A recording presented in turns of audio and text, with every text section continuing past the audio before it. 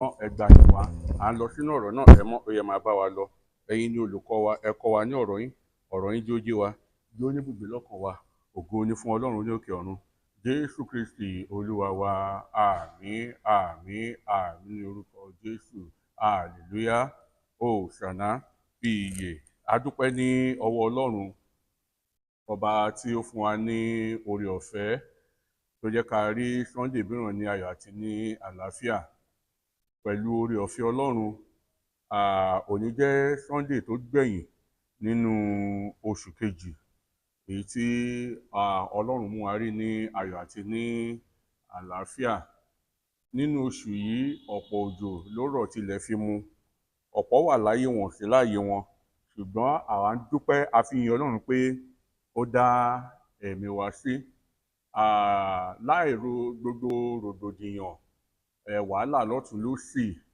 ikú òjijì ọba tí ò jẹ́ wọ inú ilé tọ̀ wá wá torí ìdí èyí ọpẹ́ ni fún ọlọ́run ní ọ̀sẹ̀ tó kọjá a kẹ́kọ̀ọ́ lórí àwọn àbájáde ẹ̀ṣẹ̀ àti ètò ìràpadà ọlọ́run the consequences of sin and God's plan of redemption àwọn àbájáde ẹ̀ṣẹ̀ àti ètò ìràpadà ọlọ́run òun ni ohun tí a wò ní ọ̀sẹ̀ tí ó kọjá so a wo ẹsẹ̀ àkọ́sórí wa nínú ìwé Róòmù orí kẹta ẹsẹ̀ kẹtàléníogún ó ní gbogbo ènìyàn ló sáà ti ṣẹ̀ tí wọ́n sì ti kùnà ògo ọlọ́run then a wá wo ẹ̀kọ́ kíkà ẹ nínú Genesis chapter 3 verse 14 to 19 níbi tí ọlọ́run tó ti lé ènìyàn kúrò nínú ọgbà Édẹ́nì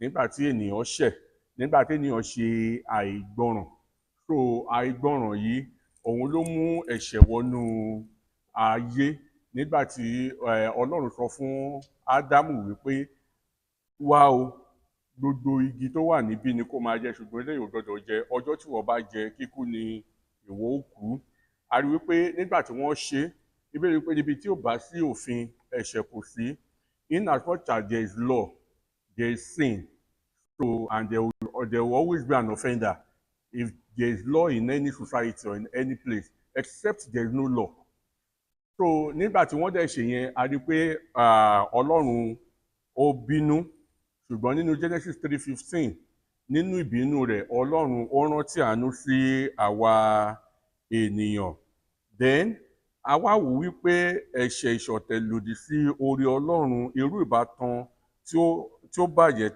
ti dé òpin irú ìbátan tí ó ti dé òpin ti ayé síbẹ̀síbẹ̀ nípa ìgbàgbọ́ nínú Kristi àwa ní ìlàjà pẹ̀lú ọlọ́run ní òmìnira kúrò lọ́wọ́ ìjìyà ẹ̀ṣẹ̀ tí a sì fún wa ní agbára láti gbé pẹ̀lú ìpinnu so tá bá wo Rome chapter 5 verse 8 ó ní bí a ṣe jẹ́ ẹlẹ́ṣẹ̀ tó Kristi pàpà ó sì kú fún wa so regardless of pé the disobedience and as man have sinned God still died for us so even immediately the sin came into the world then God started looking for who to help bail man out so ló ṣe ń bẹ̀rẹ̀ láti bẹ̀ títí di pé ó fi dé ìgbà Kristi so a ní ìṣubú ti ẹ̀dá ènìyàn ni a kọ sílẹ̀ gẹ́gẹ́ bí àbájáde ẹ̀ṣẹ̀ that is man fell as a result of our sin that was written in the book of Genesis chapter 3 so then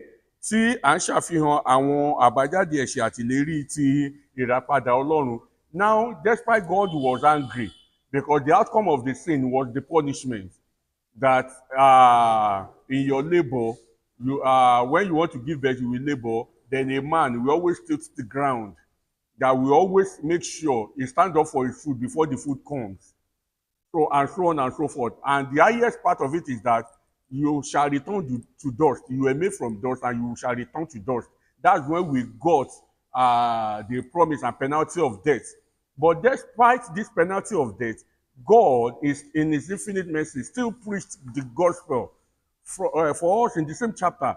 If you look at verse 15 of Genesis chapter 3, then God preached the gospel. I will put enmity between you and the snake, between you and the woman. So you will bruise, you are going to bruise the head, and it's going to make sure that maybe it will bruise your own leg, and you are going to crack his head, according to the Bible. So that is when initially, despite the anger of God, he still had mercy upon man láti fún wa ní olùràpadà fún wa. So then a ní àárín ìrora ètò ìràpadà Ọlọ́run ṣí sílẹ̀, that is it. Then láti ìlérí fún Ábúráhámù, bàbá wo Genesis 12:1-3 sí ẹbọ tí ó ga jùlọ ti Jésù. Then àwa parí ẹ̀ wípé ẹ̀ṣẹ̀ ti wọ ayé wa nípasẹ̀ Ádámù àti Éfà ní Genesis chapter 3. Láti ìgbà náà ni ó ti wà nígbà gbogbo pẹ̀lú wa bí ẹ̀yọ̀ ti ọkùnrin àti obìnrin àkọ́kọ́. So tá bá wo Psalm 51:5, ó ní nínú àìṣedéédé ni a gbé bí wa, nínú ẹ̀ṣẹ̀ ni ìyá wa sì lóyún wa. So it means that the sin, we have inherited it. It is when we grow that we meet Christ. Tá bá bá Kristi pàdé ní ọ̀nà àrà, then ó ní agbára láti dáríjì, nítorí ìdáríjì wà lọ́dọ̀ rẹ̀, nítorí ẹ̀ náà la ṣe ṣe kíni, la ṣe ń bẹ̀rù rẹ̀. So bá a ṣe bí ènìyàn, a bí sínú ayé ẹ̀ṣẹ̀ ni. Now it is now left for that person to either continue to live in that sinful way, or he will turn back to his or her creator láti yí padà sí ẹlẹ́dàá ẹ̀, so that kò ní ìjìyà ẹ̀ṣẹ̀ kò ní lè sí. Then àwa ní pẹ̀lúpẹ̀lú bí ó bá ṣe pé a kò dẹ́ṣẹ̀, a sọ di òpùrọ́, ìyẹn 1 John chapter 1:10. Then bí ó ti wù kí ó rí, ètò ìràpadà Ọlọ́run fún wa ni pé bí a bá jẹ́wọ́ tí a sì ronúpìwàdà wọ ẹ̀ṣẹ̀ wa, tí a sì bá ṣọ̀rẹ́, nígbà náà ó gbà wá nídè kúrò nínú ìdè ẹ̀ṣẹ̀. Òun ni Ọlọ́run olódodo àti olódodo láti dáríjì ni kí ó sì fún wa ní oore ọ̀fẹ́ láti gbádùn ìfẹ́ bàbá rẹ̀ nípasẹ̀ Olúwa wa Jésù. So as the case may be, Ọlọ́run dúró fún wa gẹ́gẹ́ bó ṣe sọ lẹ́ẹ̀kan láti yí padà kúrò nínú ẹ̀ṣẹ̀ wa. Then àwa lè mọ̀ wípé ètò ìràpadà yìí á lè ṣiṣẹ́ fún wa. Bíbélì wípé a ò lè wà nínú ẹ̀ṣẹ̀ ká ní kí oore ọ̀fẹ́ máa pọ̀ sí, ó ní ká má rí. So ẹni tó bá fẹ́ ìrònúpìwàdà, tó bá fẹ́ ìràpadà Kristi kó ṣiṣẹ́ lórí ayé rẹ̀, ó gbọ́dọ̀ sá fún ẹ̀ṣẹ̀. Bíbélì wípé nínú Hebrew chapter 12:1, ó ní sí 2, ó ní ká máa wo Jésù Kristi olùpilẹ̀ṣẹ̀ ìyè àti aláṣepé ìgbàgbọ́ wa nítorí ayọ̀ tá a gbé ka iwájú wa láìka ìtìjú sí. Ó ní then ẹ̀ṣẹ̀ tó rọrùn jù láti dá fún wa, ẹ jẹ́ ká máa sá fún. Ẹsẹ̀ kìíní ló sọ bẹ́ẹ̀, that is Hebrew chapter 12, ẹsẹ̀ kìíní verse 1. So ká ṣọ́ra, ká lè sá fún ẹ̀ṣẹ̀ kí ìràpadà Ọlọ́run àti Kristi kó lè ṣiṣẹ́ lórí wa. Lórúkọ Jésù, ẹ̀ṣẹ̀ ò ní dènà àdúrà wa. Ní ọ̀sẹ̀ yìí a fẹ́ wo ẹ̀kọ́ lórí ìpè Ọlọ́run, God's call, ìpè Ọlọ́run, God's call. Tá bá wo ẹsẹ̀ àkọ́sórí wa, la máa rí nínú ìwé Isaiah chapter 41 verse 9-10. Isaiah 41, 9-10. Ó ní ìwọ tí mo ti mú láti òpin ayé, tí mo sì pè ọ́ láti àwọn igun rẹ̀ tí ó jìnnà. Mo ti wí fún ọ pé ìwọ ni ìránṣẹ́ mi, mo ti yàn ọ́, èmi kò sì kọ̀ ọ́. Ọlọ́run, èmi yóò fún ọ lókun, èmi yóò ràn ọ́ lọ́wọ́, èmi yóò fi ọwọ́ ọ̀tún mi òdodo gbé ọ ró. I will take it again. Isaiah 41, 9-10. Ìwọ tí mo ti mú láti òpin ayé, tí mo sì pè ọ́ láti àwọn igun rẹ̀ tí ó jìnnà. Mo ti wí fún ọ pé ìwọ ni ìránṣẹ́ mi, mo ti yàn ọ́, èmi kò sì kọ̀ ọ́. Ọlọ́run, èmi yóò fún ọ ní okun, èmi yóò ràn ọ́ lọ́wọ́, èmi yóò fi ọwọ́ ọ̀tún mi òdodo gbé ọ ró. So I will take it in English, a memory verse, Isaiah 41, 9-10. You whom I have taken from the hands of the earth, and call you from its farthest corners. I have said to you, you are my servant. I have chosen you and have not rejected you. Do not fear, for I am with you. Do not be dismayed, for I am your God. I will strengthen you. I will help you. I will uphold you with my righteous right hand. So, ìpè Ọlọ́run, God's call, is what we are looking at this morning. So, a máa wo Bíbélì kíkà wa nínú ìwé Genesis orí kejìlá láti ẹsẹ̀ kìíní títí dé ìkẹsàn-án Genesis chapter 12 verse 1 to 9. Ẹ kà sókè mà, ẹ kà sókè mà. Yes. Good. Good. Aha. Good. Good. Aha. Orúkọ rẹ̀ di ńlá. Yes. Ìwọ ó jà sí. Good. Good. Fi ọ́ ré ni èmi ó sì fi ré. Good. Ìdílé ayé. Yes. No, bẹ́ẹ̀ ni Ábúráhámù lọ bí Olúwa ti sọ fún un. Aha. Good. Lọ́ọ̀tì sì bá lọ. Good. Àrùndínlọ́gọ́rùn-ún ọdún. 75 years. Ní Háránì. Good. Aha. Yes. Kójọ. Good. Kénáánì. Good.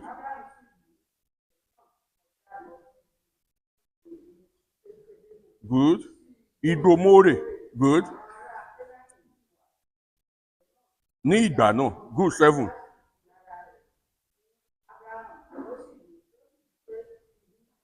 Irú ọmọ rẹ ni èmi ò fi ilẹ̀ yìí fún. Pẹpẹ fún Olúwa tí ó sì fara hàn án.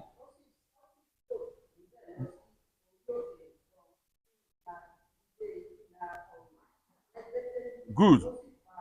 Àgọ́ rẹ̀.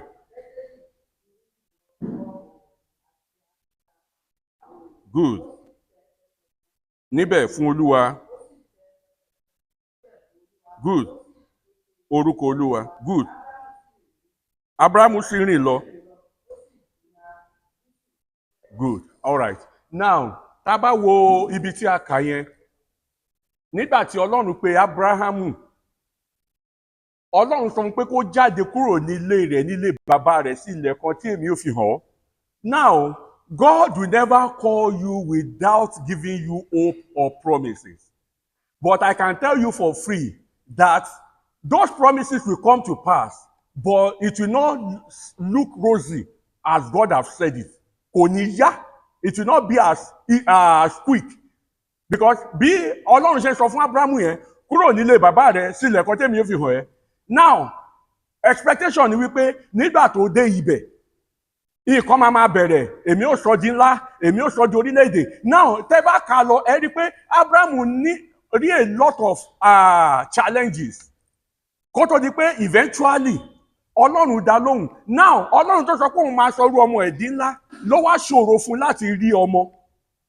At the end of the day, kó tó di pé Sarah ó dọ́gbọ́n pé kó lo ọmọ ọ̀dọ̀ ẹ̀ láti lè bímọ fún, kó tó di pé eventually wà bí Ísákì. Ẹ rí pé despite the fact of gbogbo ète tí Sarah lò pé kábrámù ṣáà lè ní ọmọ, Ọlọ́run ò tí ì sọ̀rọ̀ àfi ìgbà tó bí Ísákì, nítorí òun ni irú ọmọ, ibẹ̀ ni ìlérí wà. That is that.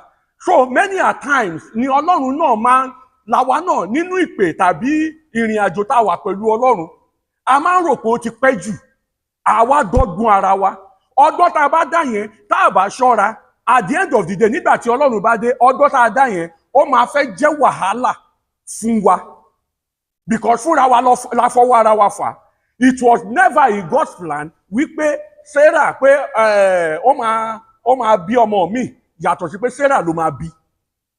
But nígbà tí wọ́n lọ ọgbọ́n ènìyàn wípé let us use our number 6, ọjọ́ ń pẹ́, ẹ ti ń dàgbà, and so on and so forth. At the end of the day, a rí pé nígbà tó máa chaos ó bẹ̀rẹ̀, because kì í ṣe nǹkan tí Ọlọ́run ti pinnu fún wọn láti ṣe nìyẹn. That is why in your waiting period, má dá àwọn ọgbọ́n kan tí kò sí nínú ìlérí Ọlọ́run. Because tó bá dá ọgbọ́n yẹn, tó bá rí result yẹn, mind you, it does not mean that God will not still fulfill his promise. because Numbers 23:19 sọ wípé Ọlọ́run kì í ṣe ènìyàn tí ó fi ṣèké, bẹ́ẹ̀ ni kì í ṣọmọ ènìyàn tí ó fi ronúpìwàdà. A máa wí kó má ṣe bí tàbí a máa sọ kó má múṣẹ. That is it. Kò sí ohun gbogbo tí Ọlọ́run bá sọ ó máa wá sí ìmúṣẹ, but you better be careful. Kò má da ọgbọ́n, kò má rò pé o gbọ́n níwájú Ọlọ́run. Nígbà tí ìlérí Ọlọ́run bá máa ṣẹ, ọgbọ́n tó dá yẹn òun ló máa wá bẹ̀rẹ̀ wàhálà nínú abẹ́ ilé rẹ̀. Bó ṣe rí nìyẹn. So tí Ọlọ́run bá pèèyàn, ó máa ń pèèyàn pẹ̀lú ìrètí, ó ń pèèyàn fún ọjọ́ iwájú. One, Ọlọ́run ò ní pèèyàn fún ìyàjẹ, never. Tí Ọlọ́run bá pè é sínú iṣẹ́ kan, bóyá iṣẹ́ ìrere, evangelist, apostolic àti bẹ́ẹ̀ bẹ́ẹ̀ lọ, tí o bá tẹ̀lé ní tímọ́tímọ́ according to his rules and regulations, according to his plan, I can tell you for free, Ọlọ́run máa eventually mú ọ̀rọ̀ ẹ̀ ṣẹ. Tí Ọlọ́run ò bá tí ì ṣetán, nobody forces him. Tàbá kan sọ pé àwọn nǹkan tó ti ṣe, tí Ọlọ́run ò bá tí ì ready, kò lè tí ì ṣe nǹkan kan. Tí Ọlọ́run bá ready pé yes, this is my right time, kò sí nǹkan tẹ́nibọ̀dì lè ṣe. Bọ́rọ̀ ẹ̀ ṣe rí nìyẹn. Now ẹ wá jẹ́ ká wo ọ̀rọ̀ yẹn, introduction. Ìpè Ọlọ́run jẹ́ ìpè ti ara ẹni, ìyípadà láti mọ̀ ọ́, sìn àwọn ẹlòmíràn àti gbé pẹ̀lú ìpinnu. Abrahamu, Genesis 12:1, àkàlẹ̀ kan, Mose, tabawo Exodus chapter 3:1, àti àwọn mìíràn ni a pè fún iṣẹ́ kan pàtó, àkókò tuntun àti àjọṣe ìpìlẹ̀ pẹ̀lú rẹ̀. Ìpè Ọlọ́run jẹ́ àkànṣe ìpè láti tẹ̀lé àti láti ṣe ìfẹ́ rẹ̀ tàbí tẹ̀síwájú nínú ètò rẹ̀. Now, tí Ọlọ́run bá pèèyàn, ó pè ẹ́ fún ara ẹ, then ó pè ẹ́ láti yí ẹ padà láti mú òun Ọlọ́run fúnra ẹ, then ó pè ẹ́ láti sin àwọn ẹlòmíràn. Now when you are called to serve. Tí Ọlọ́run bá pè ẹ́ sínú iṣẹ́ ìrere tàbí iṣẹ́ ìránṣẹ́, ó pè ẹ́ láti sin àwọn ènìyàn ni. Kì í ṣe pé káwọn èèyàn máa kán rí ẹ kán máa forí lóòótọ́. Our people, tó bá ti rí tọ́lọ́run ló èèyàn kan, yes, it's so good. I'm not against that. People will tend to respect pé ẹni tọ́lọ́run lò yìí, ẹ jẹ́ ká ó ti yé yín bẹ́ẹ̀. But at the same time, ìwọ tí Ọlọ́run lò, tó bá ní lọ́kàn pé you are called to serve, for the fact that you see those people running after you, kọ́ tó rí ẹ kò sí, even ẹni tó jù ẹ lọ gan, kò ní lè bá ẹ sọ̀rọ̀ lórí ìdúró, á kúnlẹ̀. Kì í ṣe nítorí ìwọ tó dúró, ṣùgbọ́n nítorí ẹ̀mí Ọlọ́run tó ṣe kíni tó wà lára ẹ. Ìwọ ló máa lu ọgbọ́n orí ẹ ló máa mọ̀ pé you are called to serve these people. Ó wà nílùú opportunity yẹn láti máa dá àwọn èèyàn ríboríbo. I'm in charge. Àkókò tèmi rèé, bẹ́ẹ̀ ni, lò dáadáa.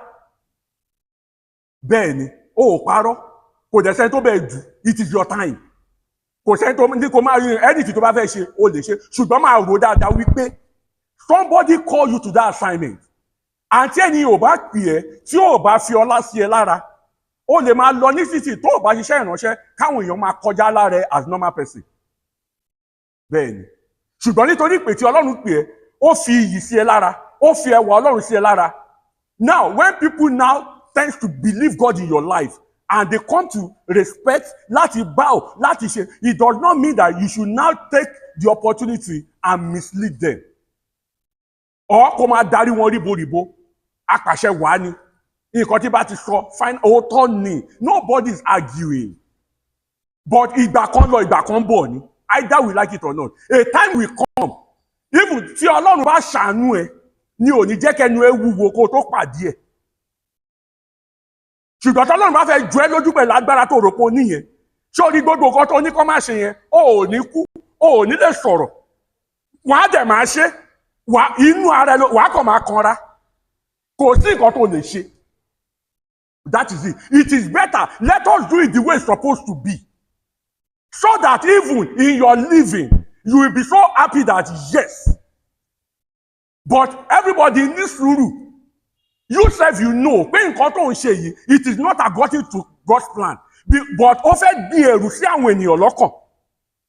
Kí wọ́n má lè challenge ẹ lórí nǹkan tí ò dá tó bá ṣe. So people will start to, ẹlòmíì tó bá challenge ẹ, bóyá èèyàn ọmọ ìjọ kọ́ challenge ẹ lẹ́ni orí fọ́ lọ́la ẹ̀dọ̀ dùn lọ́tùnla ẹlòmíì tún challenge ẹ lọ́tùnla ẹsẹ̀ dùn lọ́tùnla ẹ má challenge dádì àti mọ́mí o tó bá ti challenge ẹ báyìí orí máa fọ́ ẹ ní o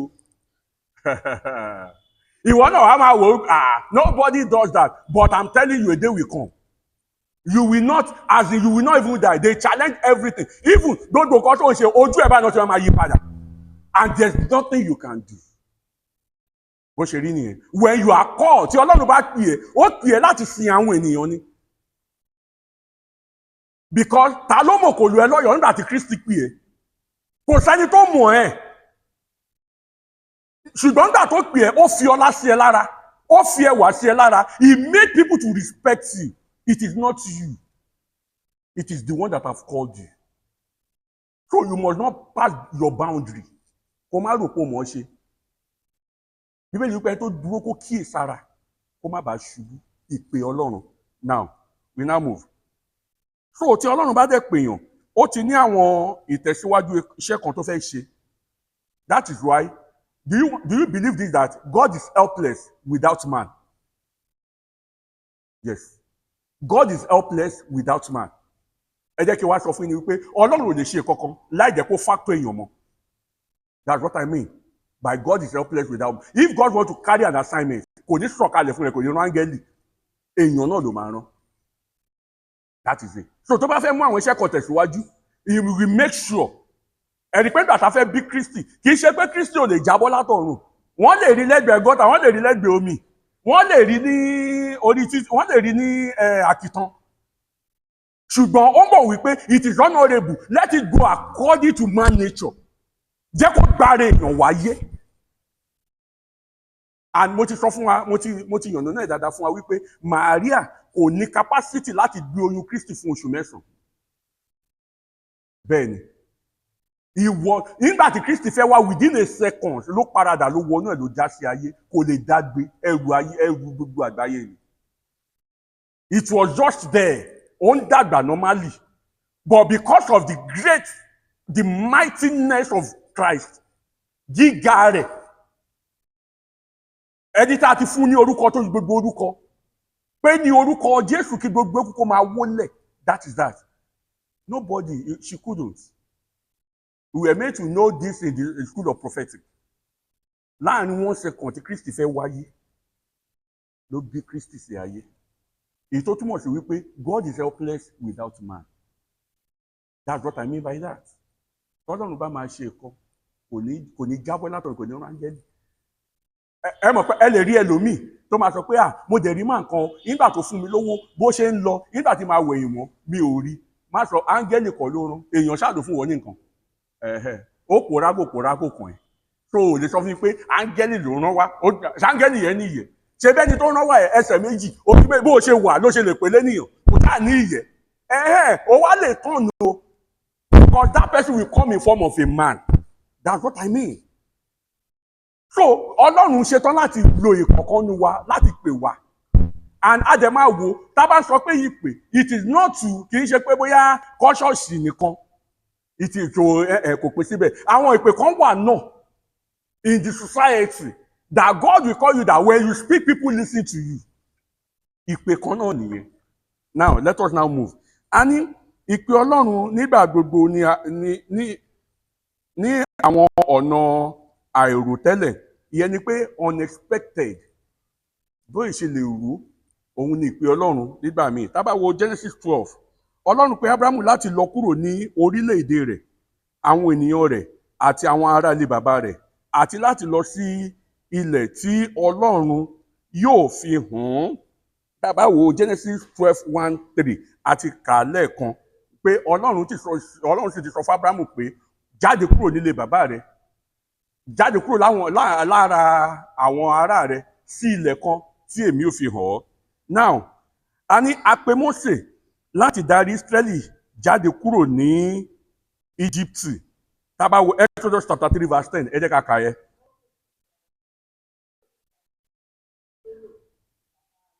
Good.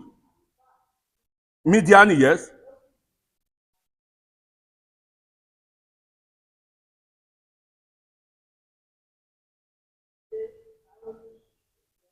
Órébù òkè Ọlọ́run. Ó sì fara hàn. Good.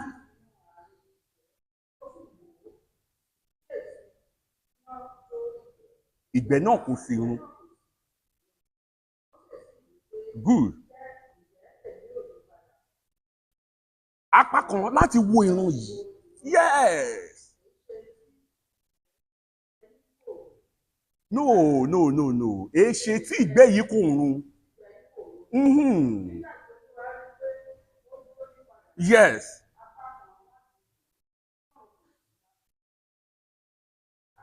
Ọlọ́run kàn sí láti àárín iná náà wá.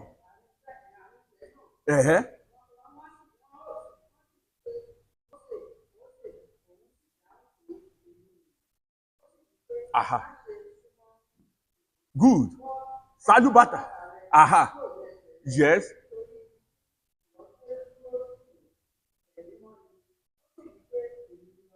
Good. Yes. Aha. Yes. Yes. Good. Aha. Good. Aha. Akóni ó ti tó. Ibi tí mo kàn fẹ́ kẹ́ ẹ dúró kẹ́ ẹ lè mọ assignment oníkálukú. Ọlọ́run pè é, ó fún ní assignment. The assignment is lọ padà sí Egypt nítorí ìgbé àwọn èèyàn mi ó ti ṣe kí ni? Ó ti dé etí mi. That's it. So God called for different purposes at different times ni. Ìpè Ọlọ́run ó máa ń wá fún ìdí ọ̀tọ̀ọ̀tọ̀ àti ní àkókò ọ̀tọ̀ọ̀tọ̀ ni. Now, a ní àti pé a yan Paul apostoli láti pín ìrere pẹ̀lú àwọn kèfèrí. Iṣẹ́ àwọn apostoli 9:15. Acts 9:15 quickly. Then ìpè Ọlọ́run jẹ́ àfihàn yíyan àti ìpilẹ̀ṣẹ̀ Ọlọ́run ọba láṣẹ. Yes. Aha. Good. Good. Good. Yes. Good. Yes. Good. That is it. Nítorí ohun ayọ̀, a special kí ni mo fẹ́ pè é náà o, special vessel. Yes. Ohun ayọ̀ ọ̀tọ̀ ló jẹ́ fún mi. Mo fẹ́ rán lọ sí àárín àwọn kèfèrí. Àwọn ibi tóun náà ti lò tó ti lọ́wọ́ agbára. Ó yá màá wá rán ẹ lọ padà síbẹ̀. So ẹ ti rí pé specific assignment ni. Ọlọ́run pé Abraham jáde kúrò nílé rẹ̀ sí ilẹ̀ kan tí èmi ń fi hàn. Èmi ò ṣe báyìí. Ọlọ́run pé Mósè padà lọ sí Egypt nítorí mo ti gbọ́ ohùn àwọn ọmọ Ísírẹ́lì nítorí àwọn akóniṣiṣẹ́ wọn. Nígbà tí Ọlọ́run máa pe Paul apostoli, ó sọ fún pé ó yá mo pè ẹ́ nítorí pé ohun ayọ̀ ló jẹ́ láti lọ sọ́dọ̀ àwọn kèfèrí láti gbé orúkọ mi lọ síwájú wọn. So there's different calling, different region, different purpose. But at the same time, tá a bá máa kó gbogbo purposes yẹn jọ, gbogbo ẹ̀ máa pàdé lábẹ́ Kristi náà ni. Now, ẹ jẹ́ ká wá tẹ̀síwájú. Ìpè Ọlọ́run jẹ́ àfihàn yíyàn àti ìpilẹ̀ṣẹ̀ Ọlọ́run ọba láṣẹ. Ìdáhùn Ábúráhámù jẹ́ ọ̀kan tí ìgbọ́ràn àti ìgbàgbọ́. Ẹ jẹ́ ká wo Hebrew chapter 11, 8-10. Ẹ jẹ́ ká wo the response of Abraham to God's call. Aha. Hebrew 11, 8-10. Let's. Aha. Yes. Yes. Good. Òun yes. Aha. Good. Ilẹ̀ àjòjì. Good. Àgọ́, yes. Aha. Yes. Good. Yes. 10 lẹ ti dúró yàbí. Yes. Good. Yes. Yes. Ó ní Ọlọ́run ìṣèlérí láti sọ Ábúráhámù di orílẹ̀-èdè ńlá, láti bùkún fún un, àti láti sọ orúkọ rẹ̀ di ńlá, àti láti bùkún fún gbogbo ìdílé ayé nípasẹ̀ rẹ̀. That was God's promise for Abraham. pé màá sọ ẹ́ di ńlá o, orílẹ̀-èdè o, màá sọ ẹ́ di ẹni ìbùkún o, bla bla bla. Nígbà tó máa sọ ti Mósè, wàá kó wọn kúrò ní kinní. Nígbà tẹ́ bá kúrò, tẹ́ bá ka Genesis Exodus 3 yẹn lọ, ó nígbà tẹ́ bá kúrò, àmì tẹ́ ó fi mọ̀ pé mi ní pé ẹ padà sórí òkè láti wá sìn mí. Ó dẹ̀ ṣẹlẹ̀ bẹ́ẹ̀. Ìyẹn ni pé Ọlọ́run ń pèèyàn fún ìyà jẹ, but in God's calling you need to be patient because he's not a magician. Ọlọ́run ò ṣe onídán. No. Tí Ọlọ́run bá pè é sí ìkankan, you need to be very very careful and watch and take your time and follow God's instruction. Because at times, ibi tí Ọlọ́run bá pè é sí yẹn, sí ìwọ kò ní make sense. Nonsense ló máa pè. Ṣùgbọ́n sí Ọlọ́run nínú nonsense tiẹ̀ ní sense tiẹ̀ wà. Nígbà tí Ọlọ́run bá ń sọ̀rọ̀, Bíbélì pé káre. Ó ní nígbà tí Ọlọ́run bá ń sọ̀rọ̀, a máa sọ fún ènìyàn tó bá ń sọ̀rọ̀, a máa ṣèlérí, ìwọ tó ṣèlérí yẹn, wàá máa rò pé Ọlọ́run gọ̀ ni. Ìwọ gbọ́n, ṣùgbọ́n nígbà tí ìlérí bá ṣẹ, wàá rí pé ìwọ ló gọ̀ jù. Ọlọ́run ló ní gbogbo agbára. So tí Ọlọ́run bá mú ẹ kúrò láti ibì kan pé máa lọ, ó lè máa wò wípé Olúwa kò sọ́nà bí. Ọlọ́run tó ń bá ẹ sọ̀rọ̀ ó lójú o, ó ní etí, ó dẹ̀ mọ nǹkan tó ṣe. So don't tell God that he's stupid with your attitude. Ó lè má sọ fún pé God you are stupid, but with the response you give to God at times, you can tell him that he's stupid. Ẹ rí pé nígbà tí Maria máa sọ̀rọ̀, ó ní èyí ó àti ṣe rí bẹ́ẹ̀ nígbà tí èmi kò tí ì bọ ọkùnrin. Questioning God, are you normal? Do you know what you are saying? I'm a virgin and you are telling me I'm going to conceive? It cannot be so. Definitely you don't know what you are saying. Indirectly, that was what Mary was saying. But Ọlọ́run níbi tó ń lọ yẹ kò mind the response Maria. Ṣùgbọ́n bí tó ń lọ yẹ ló ṣe kí ni? Ló ń wò. That is why at times when you are climbing the ladder of your success, there are some people tó máa wá tó máa fẹnu ṣáta ẹ̀ sórí ọ̀rọ̀ wọn yẹn fi wọ́n sílẹ̀. Ibi tí wọ́n lọ ní kó máa ṣe kí ni? Ibẹ̀ ni kó face. Because their talk is distraction. They cannot do anything. Wọ́n kàn máa fà dàbí mo ṣe dàlẹ́ lómi. But you, wọ́n mọ̀ pé Ọlọ́run ṣì wà pẹ̀lú ẹ, ó sì dúró tiẹ̀. Why ìtẹ́ ṣe kéde rò pé ó fa wàhálà láàrin wòlíì àgbà àti wòlíì kékeré. Wòlíì àgbà lọ́lọ́run ń lò traditional wòlíì ni. Traditional wòlíì mi ò sọ pé bóyá ó ṣògùn, pé ó ti pẹ́ nílùú yẹn. Òun ni Ọlọ́run ń lò. Every in and out ìlú yẹn ni Ọlọ́run máa fi hàn. Ṣùgbọ́n I don't know what he did, but at the same time Ọlọ́run sílẹ̀ ó lọ lo wòlíì kékeré. Nígbà tó dẹ̀ lo wòlíì kékeré tó wá jíṣẹ́, nígbà tó lọ jíṣẹ́ fún wòlíì kan wá tẹ́ bá rí àwọn agbọ̀rọ̀dùn ní o distractors, òun náà dẹ̀ gbéra. Ó lọ bá wòlíì kékeré, Ọlọ́run ti ẹ ra sà, ẹ pẹ̀lẹ́ sà, àwọn afọ̀yẹ̀yà gbárí ẹni, ẹ ti ṣekú ṣe Olúwa, àti gbọ́ṣẹ́ yín, wòlíì lèmi náà, iṣẹ́ kan náà lájọ́ ń ṣe, ṣùgbọ́n ṣẹlẹ̀ Ọlọ́run sọ fún mi pé kẹ́ wá bá mi, pé bẹ́ẹ̀ ṣe ń bọ̀, òun ti rí yín, ẹ wá wọ̀ sílé mi, kẹ́ jẹun, kẹ́ mu, kẹ́ ṣe gbogbo ẹ̀. Ó ní Ọlọ́run sọ pé ó ní ṣe bí wòlíì ló ń bá yín sọ̀rọ̀, so Ọlọ́run ò lè, and God was silent. Ṣẹ́rí, mo sọ kọ́kọ́ fún wa nínú ṣẹ́rí tí Ọlọ́run bá dákẹ́, nínú àìdákẹ́ ó sọ̀rọ̀, ìwọ ló gbọ́. In his silence he still talking, still speaking, but yóò gbọ́ ni. Because result tí wọ́n fẹ́ kó jáde, nígbà tí ó ti jáde kó lọ nílànà tiẹ̀, ó believe Ọlọ́run ò ti sọ̀rọ̀ ni. At the end of the day, ó tẹ̀lé délé. Bóyá kò tí ì ṣe bá tẹ̀ jẹun, á jẹ́ kó jẹun, á jẹ́ kó yó dáadáa, kó tiẹ̀ tó bá yé jẹ. Ẹyọ kan tó gbé sẹ́nu báyìí tó mu omi, gbọ́ báyìí lolúwa wí. Kábíyèsí Olódùmarè, ọba tí ó ṣe predict.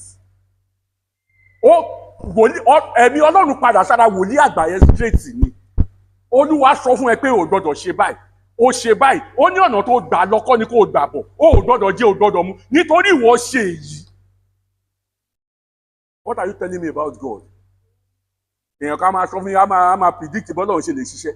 Who are you to tell me pé Ọlọ́run ló ń ṣiṣẹ́ àtẹ̀lé Ọlọ́run kọ́ ló ń ṣiṣẹ́? Báyìí lolúwa wí, báyìí tó bá ṣe ń lọ kìnìún ló máa pa ẹ́, ó máa àdìẹ́dọ̀ nígbà tí kìnìún pa ẹ mọ nǹkan tí wòlíì àgbà ẹ̀dùn ó yẹ ẹgbẹ́ wa ẹ wá sí ibi tẹ́ ẹ sísìn tèmi náà bá kú ẹ sin mí sẹ́gbẹ̀ẹ́ tábàjọ dọ́rùn àjọ máa rò ẹ sin mí sẹ́gbẹ̀ẹ́ Ọlọ́run bá ẹ sọ̀rọ̀ èèyàn kan wá sọ pé torí òun lọ sí theology school ó wá ń lo bible ó ń finger brain yẹn ìwọ náà ò wá fẹ́ gbọ́ ohùn ọlọ́run gbọ́ mọ́ you are on your own èmi ò sọ pé theology school ò dáa o ó wà òkè dáadáa ṣùgbọ́n èèyàn gbọ́dọ̀ gbé ọpọlọ ẹ̀ kalẹ̀ dáadáa because if you are not careful nǹkan tí ọlọ́run ti bá ẹ sọ ọ̀nà tó ti ń bá ẹ rìn èèyàn kan akọ̀ṣà déédéé á máa sọ fún ẹ pé báyìí ẹni irú wọn ló máa ń ṣe àdáṣe wọ́n máa dúró sí àǹgù chọ́ọ̀chì ni nǹkan tẹ̀ ń ṣe yẹn kò jọ wọ́n lójú àwa la ó ní àdàndà ò láwa ẹ wo nǹkan tó ń ṣe wọ́n ta omi wọ́n ń pé kinní kan wọ́n ń ṣe gbá èmi ni pé I still continue to maintain it tó bá jẹ́ olúwa ló sọ pé lọ mú bible verse náà wá òun bá rẹ sọ̀rọ̀ bẹ́ẹ̀ ni if it is God that have said so olúwa sọ pé tó o dẹ̀ mọ̀ pé láti ọ̀dọ̀ rẹ̀ ni why can't you continue with what he has told you nígbà tó ń pè ẹ́ kò sẹ́nibọ̀dì bẹ́ẹ̀ náà ó mọ̀ pé o lè ṣe ó mọ̀ pé o capable ló ṣe fi assignment yẹn lé ẹ lọ́wọ́ don't let anybody should just come here and there láti gba ẹ sọ́tún gba ẹ sósì ìwọ náà wà confused wàá wá gbàgbé ìlànà tí ọlọ́run fi ẹ́ sí kan tó tiẹ̀ trend social media ó tiẹ̀ ní agbára you think àwọn bàbá yẹn náà wọn mọ̀ ṣe wọ́n gọ̀ báwọn bá mọ̀ ṣe sí àná ẹ̀sùn ní di 100 years ó máa ti kú dànù it is now that you will now know pé àwọn bàbá yìí ò mọ̀ ṣe mọ́ continue ó wà lára ẹ̀ bẹ́ẹ̀ ni wọn ò mọ̀ ṣe mọ́ sìn ìgbà tá a dé sí la mọ̀ pé nígbà àwọn ẹ̀dá ṣọláńjì Yorùbá Áfíríkà tọ́ka yẹn àwọn orúkọ áńgẹ́lì lásán ni káàdù tó tàn yẹn kíní kan lásán ni kọ́ tó bí bàbá ńlá kú bàbá ẹ̀ náà ti ṣe ìjọ ẹ̀ dẹ̀ ń gbòòrò ọlọ́run dẹ̀ jẹ́wọ́ agbára rẹ̀ tí ọlọ́run bá pè ẹ́ tí ò bá fi ìlànà ìyẹn pè ó ṣe filẹ̀ kó o tẹ̀lé ìlànà tí ọlọ́run pè ẹ́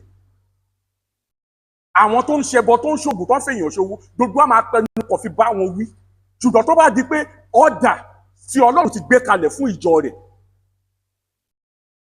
ìwọ wòlíì tàbí òjíṣẹ́ ọlọ́run tó bá dẹ̀ jẹ́ kán àwọn ọmọ tí ò tó ẹ kó jẹ́ kán mú ẹ sábẹ́ ọ̀yọ́ ló wà o they were not there when God was calling you but ìwọ náà má kúrò ní ìlànà bíbélì wípé òfin olúwa pé ó yí ọkọ̀ padà ìlànà olúwa dáni lójú ó sọ pé di ọlọ́gbọ́n tó bá jẹ́ pé ìlànà ẹ tí ọlọ́run ṣe sọ́nà ló ń tẹ̀lé tí ìṣepò máa ń wù ó ṣe continue leave other people talking.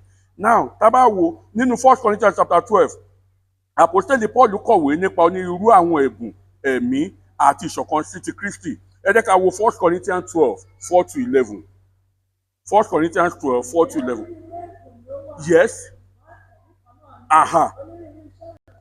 yes good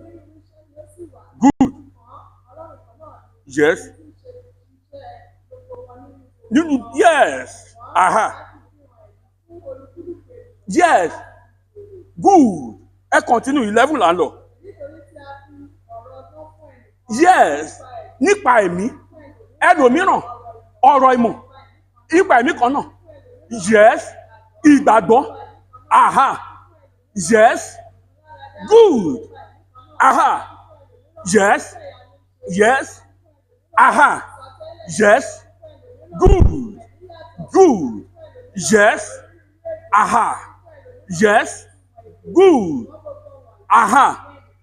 nìkan ní ẹ̀mí kan náà ní ṣe ó ní kúlùkùlù bí ó ti wù ú iṣẹ́ as he lies tó bá wù ẹ́ nínú gbogbo ẹ̀mí yìí ó lè fún wọn 5 tó bá wù tó bá rí pé capacity ẹyọ kan ló lè gbé ó ṣe máa manage capacity ẹyọ kan yẹn ẹni tó fún méjì yẹn méjì tiẹ̀ tí ò fún ẹ yẹn ó ṣe má condemn ẹ̀ gbogbo àjọ ń jèrè ọkọ̀ sínú Kristi ni àwa àtáàkì ogun èṣù mọ́ ara wa la wá àtáàkì true doctrine lẹ́ǹtì wọ́n lù wọ́n ṣe gbá wọ́n ṣàwo ìyẹn ló tún du debate lórí social media báyìí what has that got to do with the kingdom of the devil mo kàn rẹ́rìn ẹ̀ ní kàn pa mí ẹlòmí àwọn bó ṣe yé wọn sí ni but we don't need to because of this attack each other Sátánì á dẹ̀ máa jèrè ọkàn lọ no a ṣe fílẹ̀ bẹ́ẹ̀ ẹni tó bá wù tó bá observe length ó observe ẹ̀ ó gbàwẹ̀ ẹni tí ò bá observe ẹ̀ kì í ṣe ẹ̀ṣẹ̀ either length or no length dandan ni fún onígbàgbọ́ láti gba àwẹ̀ àti àdúrà. Nǹkan tẹ́mi kàn believe nínú ọ̀rọ̀ length ni wípé bíbélì wípé ohunkóhun tí ẹ bá fi ohùn ṣọ̀kan nínú ayé yìí anything tẹ́ ẹ bá fi ohùn ṣọ̀kan mo wà níbẹ̀. So when people agree and come together láti observe length in the most reverent way okay ká má lùlù ká má lago ká má hallelujah orin ìṣẹ́gun hallelujah ṣùgbọ́n ká kàn ní àkókò yìí ká fi bọ̀wọ̀ nítorí ẹ̀ṣẹ̀ wa I don't think there's anything bad in that. It does not call for criticism. Bó ṣe rí nìyẹn mo dẹ̀ sọ fún wa àwẹ̀ kì í ṣe kó má jẹun nìkan àwọn nǹkan kan wà tó yẹ pé òun láìkí kó máa ṣe tó bá ṣọ́fà ara ẹ nípa láì má ṣe àwẹ̀ náà ló ń gbà. We should have gone beyond all this. Ó yẹ ká ti go beyond gbogbo eléyìí.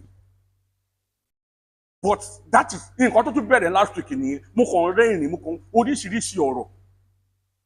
Anyway Ọlọ́run kí ìjọba rẹ dé lọ́rọ̀ tó wà lẹ́yìn because èmi ò mọ nǹkan tó fa lẹ́ǹtì pẹ̀lú kinní.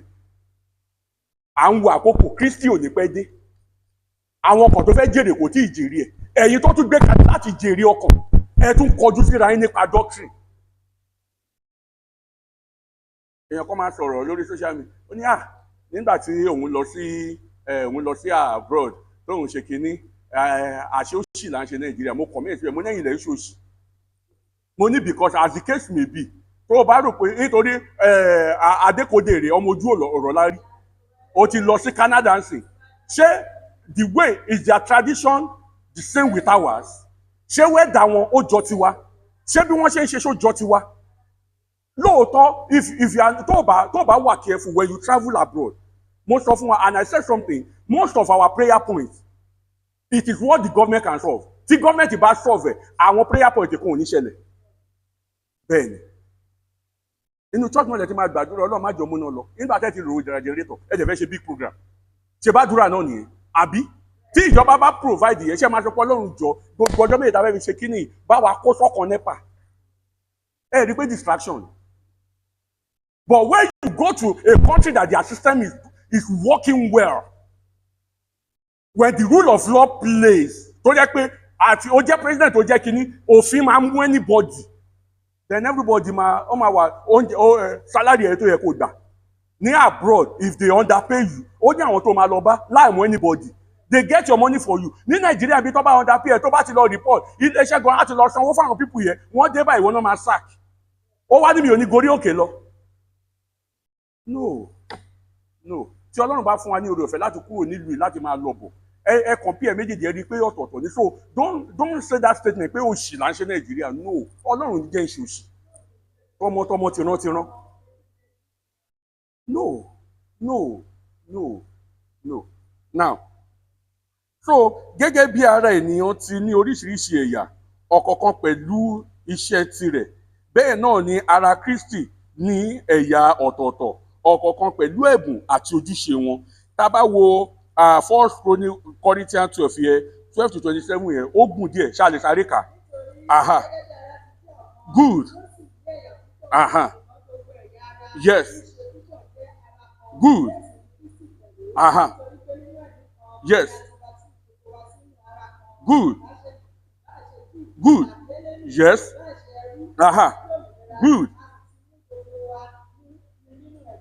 good yes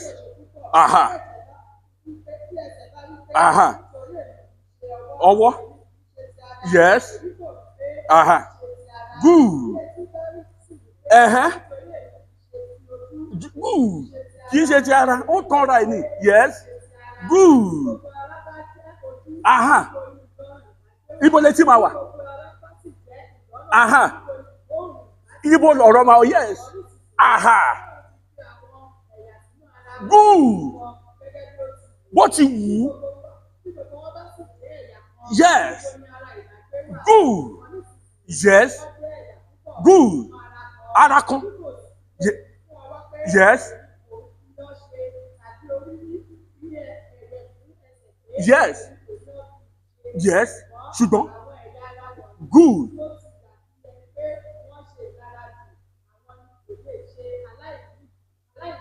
good yes aha good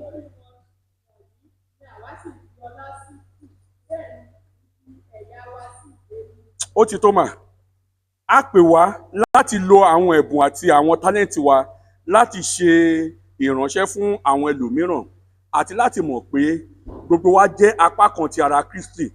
So ẹ jẹ́ ká wo 1 Corinthians náà ní 12:28 to 31. Good. Yes. Good. Aha. Yes. Aha. Good. Good. Aha. Yes. No. No. No. No. No. No. Wá ṣàfẹ́rí ẹ̀bùn ẹ̀hẹ́.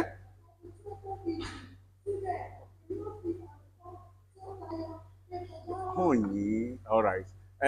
Ṣe ni ibi tó kà yẹn 13 yẹn ó ti ẹ̀bùn tó tayọ orí kọjá ó wà ní verse 13 yẹn but ó ti tó mi ò lọ síbẹ̀ má jẹ́ digress mo kàn fún wọn ní pointer síbẹ̀ ni so that gbogbo iṣẹ́ ìyanu ṣe ẹ̀bùn gbogbo ẹ̀ tó níyẹn tó o bá nífẹ̀ẹ́ so ẹ̀bùn tó tayọ orí kọjá nìyẹn all right now gẹ́gẹ́ bí onígbàgbọ́ a gbọ́dọ̀ ṣèkíní mọ ìpè àti ìdánúṣe Ọlọ́run nínú ayé wa.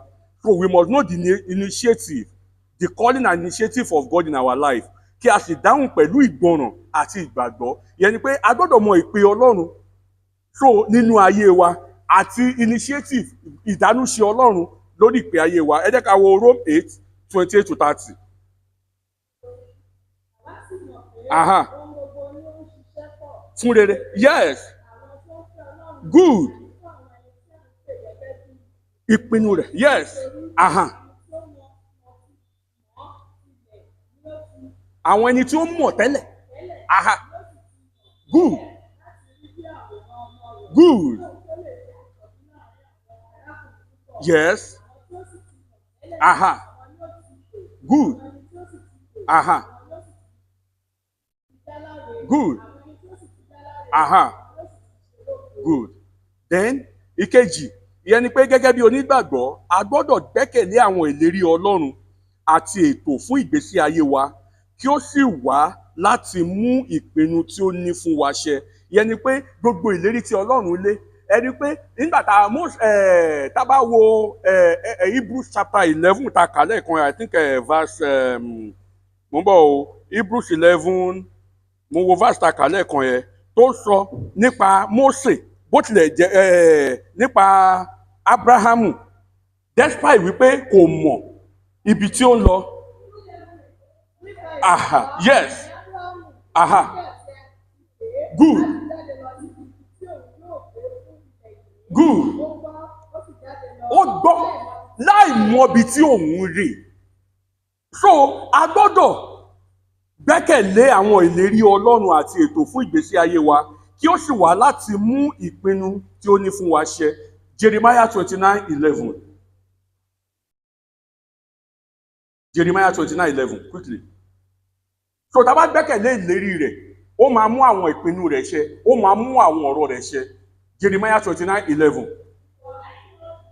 Yes. Nítorí mo mọ èrò tí mo rò sí yín ni Olúwa wí èrò àlàáfíà kì í sì ṣe ibi. Good. Thank you. Aha. Yes. Èrò àlàáfíà kì í sì ṣe fún ibi. Good. Yes. Now, ìkẹta, gẹ́gẹ́ bí onígbàgbọ́, a gbọ́dọ̀ jẹ́wọ́ kí a sì lo àwọn ẹ̀bùn àti tẹ́lẹ̀ntì wa láti ṣe ìránṣẹ́ fún àwọn ẹlòmíràn kí o sì mọ̀ pé gbogbo wa jẹ́ apá kan ti ara Kristi. Òun la kà lẹ́ẹ̀kan gẹ́gẹ́ bí onígbàgbọ́ we must know we must confess, we must accept that all the gifts given to us must be used to serve other people. Most often, when you are in the position of a leader, you are called to serve me. You are not called to boss on them. No. Pè láti wá ṣàpàṣẹ wà. Ṣùgbọ́n you are called to serve. See, in serving people, people tend to respect you more. When you drop your ego, people will respect you more. But when you high up your ego and you think you can control people, one day will come, somebody will fight it. Even ẹni tó máa fight ẹ̀yẹ, ẹni tẹ́ ẹ rò ni. Tó dẹ̀ jẹ́ pé ẹ máa wò pé everybody máa wò pé ló bá tán. Àfìgbà tí àwọn alàgbà àfìgbà tó ṣe tẹ́ po. So you are called to serve. So ẹ̀bùn tá a fún yẹn láti fi sìn ni. Ẹ jẹ́ ká wo 1 Peter 4:10.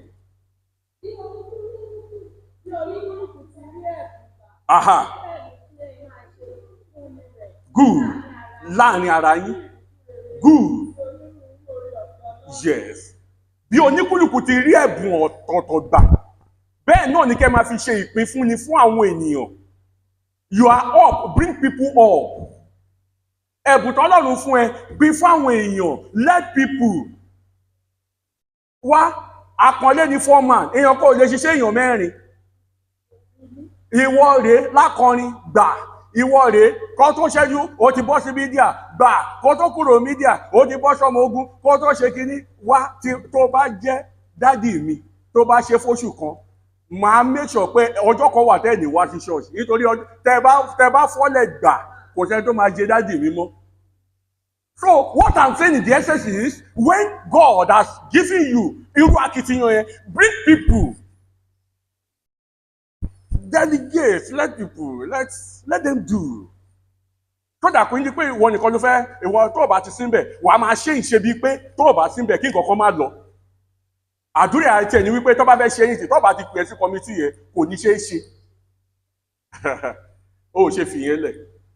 Ọjọ́ kan wà tó bá fi lẹ̀ á fi ẹ lẹ̀. Either you like it or not. Ó tún wá lè má jẹ́ kù. Kì í ṣe gbogbo àìmọye kan.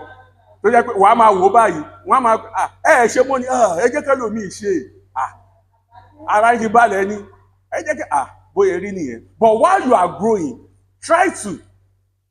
That is why I said in my life, nígbà tí mo ṣiṣẹ́, I can say it with all honesty àti before kíyà. When I was working in oil and gas, ọ̀gá mi tó kọ́ mi tí mo ṣiṣẹ́ lábẹ́ ìgbà yẹn, ó tì mí sí àwọn iṣẹ́ kan tó jẹ́ pé gbèsè ni.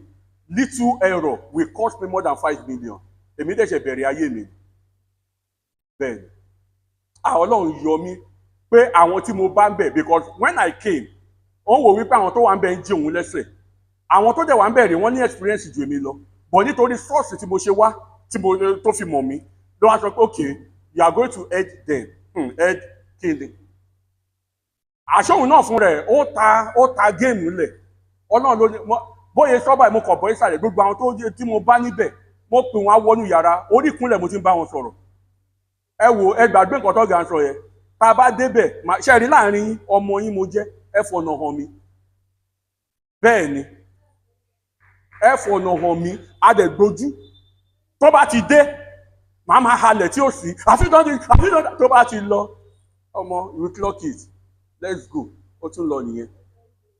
That was how God was able to save me pẹ̀lú àwọn gimmicks kan tó play. Nígbà tó play àwọn people ẹ̀ ló yẹ kí n mọ̀ pé ṣé o ní nǹkan tán ni kó lọ ṣe yìí má wá síbi iṣẹ́ rárá má wá because tó bá wá ó máa ní kó lọ ṣe tó bá dẹ̀ ti ṣe gbèsè ni nítorí ó jẹ́ àwọn kan gbèsè ó máa fi lọ ẹ lọ́rùn láti máa fi sálárì ẹ̀ san ni before God àmà mi ò dé lọ. At the end of the day ó rí bó ṣe rí nígbà tó máa dé tó pè mí báyìí well you know when I was sick I was not around ara ẹ̀ balẹ̀ ni. Why? Because of the people I met. Lónìí tó bá join anywhere tó bá join ìjọ kankan tó wá gbé ẹ ìwọ ni world champion àwọn kan wà ń bẹ̀ o gbọ́ dáadáa bí Ọlọ́run ṣe máa wò ẹ́ rí tí adarí bá ń tì ẹ́ tó fẹ́ tì ẹ́ sínú ikú ọ̀gá ẹ má tì mí sáà bẹ́ẹ̀ ni mo sọ fún ẹ that's how it works you can accept but tó bá àárín àwọn tiẹ̀ ẹ jọ kò sí nǹkan tó àjọ wà ní we gather day ọ̀gá mi lẹ jẹ́ ní iṣẹ́ yìí so that you be able to move but wọ́n tiẹ̀ ìwọ náà àti fi òjebo ló ṣàlọ́wọ́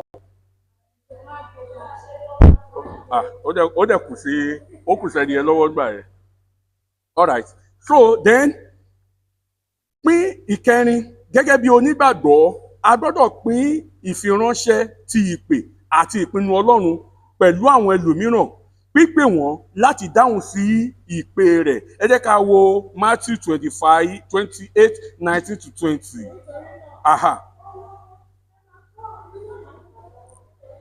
Aha. Yes.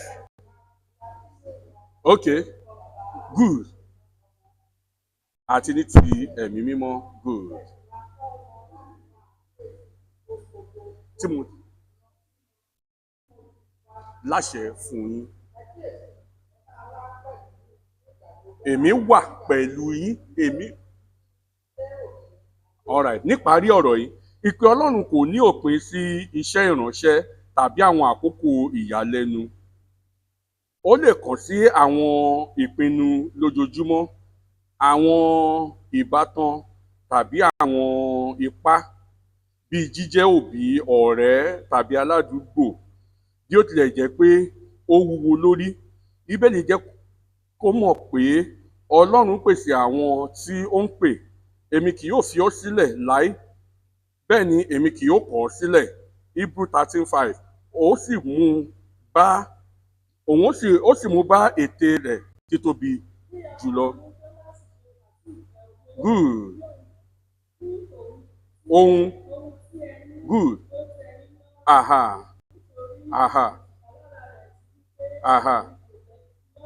Bẹ́ẹ̀ ni èmi kò jẹ́ kọ̀ sílẹ̀. So that conclusion, God's call isn't limited to ministry or dramatic moments. It can apply to everyday decisions, relationships or roles like being a parent, friend or neighbor. While it may feel overwhelming, the Bible makes to know that God equips those he calls. I will never leave thee nor forsake thee, and aligns it with his greater purpose. So bí mo ṣe sọ lẹ́ẹ̀kan wípé ìpè Ọlọ́run lè pè ẹ́ gẹ́gẹ́ bí òbí, ó pè ẹ́ láti jẹ́ òbí fún àwọn ọmọ ẹ̀, so you lead them aright. Ní àdúgbò ẹ, nílé tó ń gbé, ẹlòmíràn tẹ́ bá ṣe meeting nínú ilé yín tó bá sọ̀rọ̀, everybody wọ́n máa rí attribute of that leadership lára ẹ. They will want you to be in charge. Even o lè má ráyè, but the attribute they saw in you. Now when tó bá ti rí pé rúkọ bẹ́ẹ̀ ṣẹlẹ̀, count yourself as a servant. Don't lord yourself over them. Mind you, èyí ò sọ pé they see attribute of leadership in you. Kọ́ ni pé kó má sanwó ilé o. Èyí ò dẹ̀ kan landlord mu. So you will not come and make yourself as lord over everybody. Wàá wá jẹ chief tenant. No. So you according to the call and the purpose of the calling. Mo sọ fún wa, ó lè pè wá ìpè generally. Ó lè pè wá nínú church. Ibi department tá bá fi ẹ sí, ó pè ẹ́ síbẹ̀ ni. Wá rere bẹ̀, wá àtúnṣe bẹ̀. Nítorí pé church ò lè dúró láì jẹ́ pé àwọn departments yìí dúró. Gẹ́gẹ́ bá ṣe kà nínú ìwé mímọ́ lẹ́ẹ̀kan wípé orí ò lè sọ fún ara pé kí di tiẹ̀, ara ẹnu ò lè sọ. So oníkálukú ọmọ ogun ìgbàlẹ̀ lè sọ pé báwo ni takọrin ṣe jẹ́, akọrin lè sọ pé báwo ni tọmọ ogun ìgbàlẹ̀ ṣe jẹ́, ọmọ ogun ìgbàlẹ̀ lè sọ pé báwo ni ti Bíólà ṣe jẹ́. Tó ti yé wa bẹ́ẹ̀ lè sọ pé báwo ni ti Sunday school ṣe jẹ́. Oníkálukú different angle. Èmi ń wàásù báyìí the same body ni ọmọ ogun ìgbàlà tí wọ́n ní pé láti coordinate pé kò sí lílọ kò sí má dàrú, they coordinate, àjọ ń ṣiṣẹ́ sínú kan náà ni. Akọrin ni wípé they make sure to give us a melodious song láti fa ọwọ́ Ọlọ́run sílẹ̀. Iṣẹ́ kan náà gbogbo àjọ ń ṣe. Alóore tí wọ́n ní pé bí akọrin ṣe ń kọrin kí wọ́n fi ọkàn wọn sí ipa ọgbọ́n, báyìí lolúwa wí, nǹkan tó lúwa sọ rè, ó mú ara dúró. So gbogbo ẹni láti ṣiṣẹ́ pọ̀ pẹ̀lú ra wọn. So department kan máa rubbish one department kí kẹ máa rubbish media, àwọn ọmọ kékeré ló wà ń bẹ̀, nonsense ló ṣe yẹn, kíní kan kí tiẹ̀ ní ìwúlò inú sọ, ìwúlò wọn pọ̀ because àwọn onítẹ̀mọ̀ tó bá project ẹ̀ fún yín lẹ́sẹ̀ máa rí, ẹlòmíì máa ń jẹnu ni, iṣẹ́ tí wọn náà nìyẹn. Tí media bá dúró dáadáa, gbogbo àwọn sámọ̀ tá à ń ṣe àwọn ló máa kọ̀ tẹ̀, media ló máa ń pẹ́ lọ sílé ní every Sunday because gbogbo every program they will edit it, they will cut it and they will start posting it. Àwọn náà máa mú ìdàgbàsókè wá fún ara Kristi.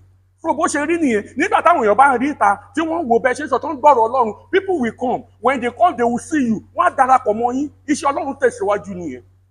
So nobody Let nobody tell any other person that what are you doing, what is your assignment in church. Bẹ́ẹ̀ni gbogbo alájọ ń ṣiṣẹ́, iṣẹ́ ọ̀tọ̀ọ̀tọ̀ ni ṣùgbọ́n ara kan ni gbogbo wa ń ṣiṣẹ́ fún. So pẹ̀lú eléyìí ni a mú ẹ̀kọ́ tí òní wá sí òpin. Ní agbára Ọlọ́run ní ọ̀sẹ̀ tó ń bọ̀ a máa tún